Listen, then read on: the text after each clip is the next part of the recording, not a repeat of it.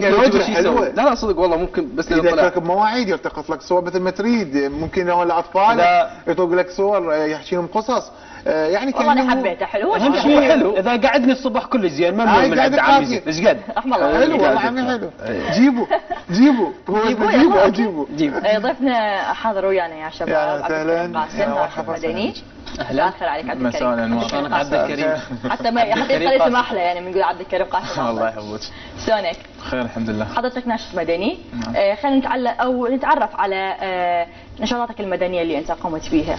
انا حصلت على افضل ناشط مدني في بغداد عام 2014. حلو. قمت بهواي نشاطات منها دمي ضد الارهاب بالتعاون مع وزاره الدفاع ووزاره الداخليه. وقمنا عشائرنا ضد الارهاب والطائفيه. لا عراق بلا مسيح. حلو. ونحن لا طائفيون. كثير من الحملات. هذه الحملات يعني اللي سوتها من اجلها انت صرت اختارك افضل اعلام لعام 2014. لو عندك انجاز ثاني حتى صرت انت افضل. لا على هاي الحملات اللي قمنا بها بس انا يعني أنا على كل مؤسسه مجتمع مدني انه توعي الشباب تساعد تطوير قدرات الشباب انا متطوع بها. كلهم يعني اختيارك من قبل من كافضل ناشط؟ تجمع اعلامي العراق. زين هاي عفوا هاي المسميات اللي طرحتها قبل شويه دمي ضد الارهاب وغيرها التفاصيل هذه على المستوى الواقعي شلون وظفتوها؟ كانت هي كاسماء جميله انا يعني شد على يديكم بس كافعال انتم بالنسبه لكم شنو اللي قدمتوه بشكل حقيقي؟ هذا اللي نريد نعرفه. دمي ضد الارهاب بالتبرع بالدم الجيش العراقي اللي صارت بدايه احداث الانبار. الجرحى والجيش العراقي صارت احنا شباب متطوعين سوينا هذا الشيء. نعم يعني كم حمله للتبرع بالدم للجيش سويتوا؟ هي 6/1 عام 2014 و6/1 عام 2015. مدة سنة. طيب يعني لمدة سنة بعيد الجيش. تقريبا اغلب نشاطاتكم هي خلينا نقول وطنيه. اكيد وللعلم انا عيد ميلادي وعيد الجيش. حلو.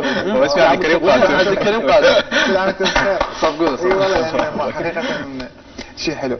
انا اريد اسالك انه يعني راح باي على عيد ميلادي انا. لا اريد اسالك عن النشاطات الوطنيه لازم تسالني. بالفعل عن النشاطات الوطنيه انت اغلب نشاطاتكم هي وطنيه. اليوم شلون شفت الاوضاع بعد الانتصار والهاي ممكن انه تسوون كنشاط اخر وتوصلون للمحافظات المتحرره الان احنا الاسبوع الاخر ان شاء الله ننطلق بامر من مستشار حيدر العبادي الاستاذ محمد سلمان لشؤون المصالح الوطنيه. نعم. الى تكريت. هيك نشاط راح يكون هناك. راح نطبخ شلون نخلي العالم يطبخون للجيش حتى ياكلون من اكلهم. يكون بيناتهم زاد وملح حتى ما تكون بيناتهم خيانه. زين عبد الكريم يعني قياسا بعمرك يمكن اكو مهام ما اعرف دا احسها من خلال كلامك يمكن هي اكبر من عمرك من ناحيه الصعوبه والمتاعب اللي ممكن تواجهها يعني. العمر مو حجه، كل واحد يريد يقدم البلده يقدر. يعني عمر مو حجه ابد العمر. انا بالنسبه لي كقانون حياتي العمر تشتغل بطريقه مفرده لو عندك مجموعه من الشباب انتم لا مجموعه من الشباب الناشطين واي منظمه نشوف عندها عمل. عندكم اسم لهذه المجموعه؟ عندنا هواي اسماء. مؤسسه لا طائفيين العراقيين، تجمع ابناء حاتم الطائي بالعراق، تجمع ابناء حاتم الطائي 15 عشيره اللي تابعين الطي من ضمنهم البعامر طي شمر باقي العشائر اليسار والمسار. ذول العشائر اذا انجمعوا ضد الطائفيه هم اولاد عام، اذا انجمعوا ضد الطائفيه كلش كافي. هاي نص العراق ضد الطائفيه. صح لو غلط؟ صح. اوكي اريد اسالك على موضوع اسمك مرتبط بفعلا الشخصيه العراقيه المعروفه عبد الكريم قاسم. لا اجى صدفه. صدفه بالاسم. والدي قاسم وانا عبد الكريم. اوكي يعني صدفه انت كنت صغير بس من كبرت شفت اسمك عبد الكريم قاسم وظفته بتفاصيل يعني اجى صدفه كصدفه اجى يعني حتى دخل بعملي. اوكي يعني اكيد الناس تستغرب من يشوفونها عبد الكريم قاسم. عبد الكريم قاسم جابه هسه. زين عبد الكريم اكو حمله مستقبليه بعدكم ما نفذتوها اللي هي حمله جمع تواقيع من شيوخ عشائر. جمع وثيقه تعهد. زين شنو بنود هاي الوثيقه؟ مين اجت هاي الفكره؟ من الشيوخ العشائر اللي راح يوقف وياكم؟ يعني اي شيوخ العشائر اللي هم مستهدفين بهذا التجمع او بهذا النشاط يعني؟ هي كل عشيره تلقى بها نص لنا قرص ونص شيع قرص. ذولا اذا لميناهم هاي كلش كافي. صح لو غلط؟ يعني كلش كافي. ها؟ تقدر تلمهم يعني؟ اكيد نقدر نلمهم وذول الاساس مالتهم اللم اللي هو شيخ العشيره. اذا ما كان يفرق بيناتهم فاكيد راح يلمهم. حدثنا عن هذا التعهد او هذا الميثاق اللي احنا هاي بالتعاون مع وزاره الدفاع. مؤسستها مؤسسه لا طائفيين الوحيده اللي تتعاون مع وزاره الدفاع. طيب شنو الافكار اللي ممكن انهم تنشروها؟ هي راح يصير مؤتمر ورا ما نجمع التواقيع كل العشائر. راح يصير مؤتمر مال عشان ضد الارهاب والطائفيه برعايه وزاره الدفاع. نعم. كل شخص وقع من الشيوخ راح يحضر هذا المؤتمر. نعم. وان شاء الله ورا هذا المؤتمر ماكو طائفيه. انتم كمنظمه شبابيه يعني اكو دعم من جهه معينه؟ لا يمكن ان يختلط الزيت بالماء. السياسيين اذا دعموا الشباب راح يتلوثون الشباب، الماء الصافي ما يصير يتلوث. زين. نعم.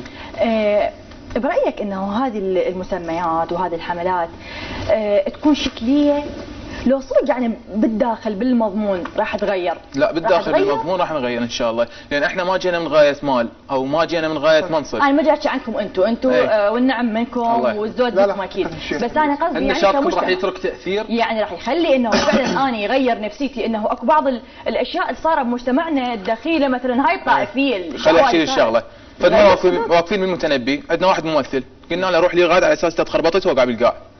وقع بالقاع تخربط، جو العالم التموا عليه، شالوا عطوا مي، من ضمنهم النساء قبل الرجال ركضوا عليه. قال لهم انا ما ابي شيء بس انتم ركضتوا علي، عرفتوا ان سني شيعي مسيحي لو صابئي. قالوا له عرفناك انه انت عراقي وقعت كانسان وقعت. قال لهم ماكو طائفيه ببلدنا. حلو لا تجربه، بس انتم تجربه من عندنا. هاي هذا الموضوع انتم سويتوه بشارع المتنبي. وبشارع المتنبي يعني اكو هواي ناس تعرف بانه كل اللي يروحون هناك مثقفين، ناس بس هو كمكان اعلامي مثقفين، ناس مسالمين اكيد مسالمين وما عندهم اي نيه سيئه تجاه هذا الشارع او تجاه الناس اللي تروح بهذا الشارع. فممكن يكون طبيعي التصرف اللي سووه هناك الناس. لازم هذه التجربه تنقلوها الى المتنبي هو يوصل الرساله. لا بس هاي التجربه لو صايره باي موقع بالعراق صار نفس الشيء، بس كقوه اعلاميه موجوده بالمتنبي اكثر شيء. ولكن انا ما اعرف، انا مو تنظيرا لهاي النقطه، ولكن هو يعني ما حب يتحدث بهذا الموضوع كلاميا، حب يسويها تجربه امام الناس حتى يستخدم التجمع اللي صار. ومره ايضا بالاعظميه انا اشوفها بديهيه اذا الناس جت على هذا الشاب. اكيد بالاعظميه رحنا مال مولد النبوي، مولد النبوي الشريف لابو حنيفه، نمشي نحن لا طائفيون، التموا علينا الاعظميه قالوا نروح وياكم للكاظميه نزور الامام ونرجع. هاي شغله لا طائفيه. واكيد نفس الشيء علينا بالكاظميه نفس الشيء. اكيد احنا الكاظميه همنا ويانا قالوا نروح الاعظميه. حلوه من الشباب انه عندنا شباب يفكرون بهاي الطريقه السليمه. طبعا ارجع للموضوع دمي ضد الارهاب. يعني ما تشوفه قليل بحق الجيش تتبرعون كل 6 واحد؟ لا هي مو كقليل بالدم، وانما احنا جمعنا 9000 متبرع. يعني احنا من 6 واحد العدد كبير، عدد كبير جدا. بس يعني هو كمناسبه، هسه احنا ما وقفنا دعمنا للجيش، احنا دعمنا مستمر للجيش، واحنا رحنا وزاره الدفاع احنا ما ردنا عندهم يدعمون، احنا بدنا ندعمهم. دعمكم هذا كان هو يعني بالدم بالتبرع. بالتبرع بالدم الجيش. هاي النشاطات يمكن البعض من النشاطات اللي انت ذكرتها تحتاج الى دعم مادي، تحتاج الى فلوس. من اللي جاي يدعم؟ احنا الاداره مالتنا كل شهر تنجمع من كل واحد ناخذ 25,000 كل شهر. وانتش كم واحد؟ احنا تقريبا بينا 20 يطلع. وتكفي يعني هاي المبالغ؟ مجرد نسوي بها حملات، بس ما ناخذ من اي جهه سياسيه كافيه. شلون تروجون نفسكم؟ بس احنا مستعدين ناخذ دعم من شخص يكون سياسي شريف، يعني كوزاره تعطينا بس مو كاسم نذكر اسمه انه هذا فلان انطانا. ما المشكله اذا ذكرتوا اسمه؟ لا ما نذكر اسمه. حلو، اريد اسالك شنو البيجات اللي عندك على الانترنت حتى الناس تتواصل وياك؟ بيج نحن لا طائفيين. نعم. هو البيج مالت الخاص الاعلامي عبد الكريم قاسم العامري. نعم. وبيج تجمع ابناء حاتم الطائي بالعراق. كثير من البيجات. يعني بامكان الناس يمكن اذا حبوا الفكره. احنا عندنا متابعين 100,000 متابع. حلو، يعني فكرته حلوه ويمكن وجريئه. انا اشوفها. خريج اعلام لو؟ انا خريج معهد من كندا بالاعلام. عندي شهاده من كندا تقديم البرامج والاخبار. اكو بنات بالجروب تشتغلون به؟ اي وهي عندنا كادر المراه، مديره مكتب المراه، عندنا شيماء سامر رائي. هم سويت شيء بخصوص المراه يعني؟ اي اكيد، لان احنا عندنا تبرعات مال ايتام ما نقدر ندخل البيوت النساء نعطيهن يعني التبرع، تدخل هي تعطيهن، هي وكادر المراه اللي وياها. نعم. عبد الكريم قاسم شكرا لك اليوم، نورتنا وشرفتنا، نتمنى انه تستمر على الانجازات ان شاء الله، تستمر على الحملات الحلوه، انه تغيرون من الفكر ومن اللي يصير ببلدنا ان شاء الله. ان شاء الله بارك الله فيك. خلينا نشوف